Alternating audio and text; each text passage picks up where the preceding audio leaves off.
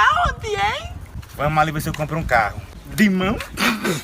Você brinca comigo, viu, dona Cátia? Você brinca comigo.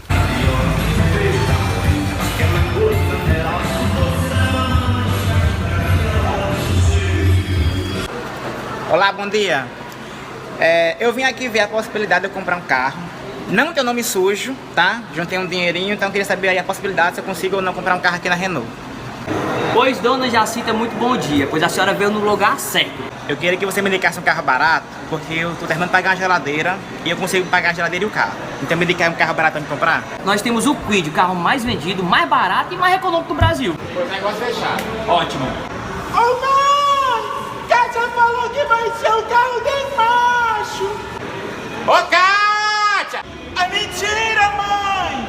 Faça também como dona Jacinta. Vem pra Regência, aqui é muito fácil comprar.